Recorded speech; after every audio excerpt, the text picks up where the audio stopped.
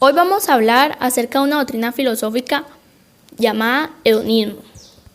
El origen etimológico de esta palabra es griego, donde edo se define como placer y el sufijo ismo hace referencia a una cualidad o doctrina. Ahora pasaremos a hablar acerca de qué es el hedonismo. El hedonismo es una doctrina filosófica que considera el placer como principal y única finalidad. Es decir, que se lo define como la razón principal de la vida del hombre. Las personas hedonistas viven para disfrutar los placeres, suprimiendo así el dolor, ya que según los grandes pensadores y filósofos pertenecientes a esa corriente, se busca el placer para evitar el dolor. Uno de los filósofos más influyentes en esa doctrina fue Epicuro de Samos, que tenía una concepción clara y sostenible acerca del hedonismo. Esa consistía en que el hombre debía conseguir su felicidad, pero esa felicidad se conseguía a través de la búsqueda del placer.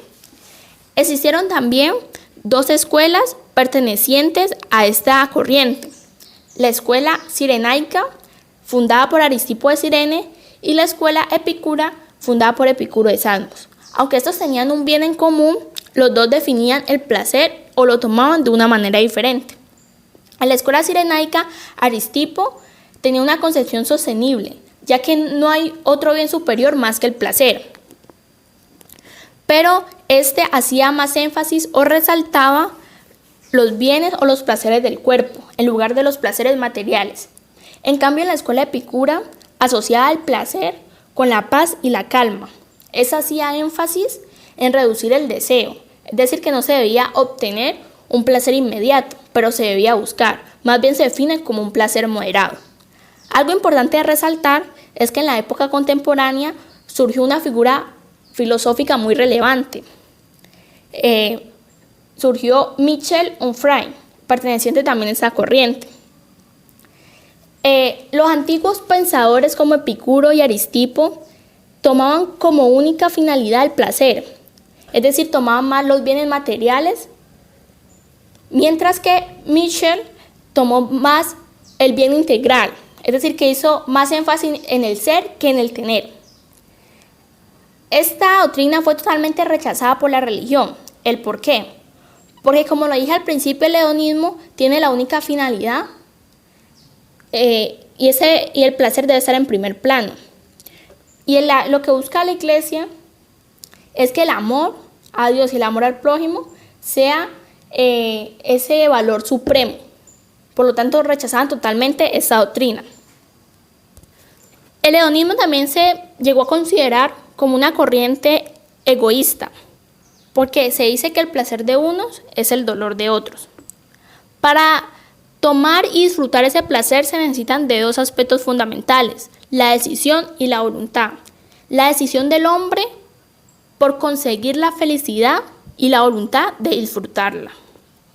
En la escuela cirenaica también se buscaba el placer por medio de los sentidos, evitando así el dolor.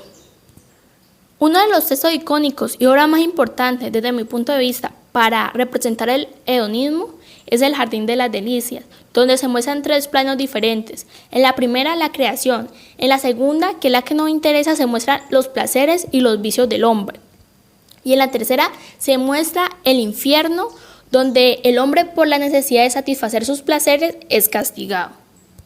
En el segundo plano que se muestra, ahí es donde se define principalmente el placer, y en el tercer plano es lo que quiere evitar el hedonismo, evitar el dolor y el sufrimiento del hombre. Pero sin embargo se tiene como única finalidad y un único punto de vista, que es el placer como un bien supremo.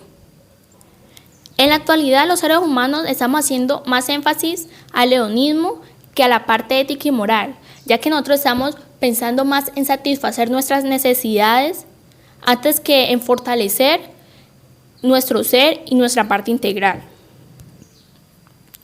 Básicamente lo que busca el hedonismo es la satisfacción de todos los placeres que pueden ser obtenidos sin que se coloque ningún tipo de restricción.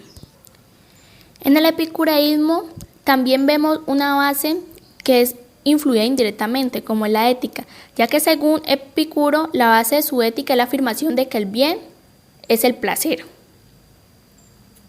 y el dolor es el mal.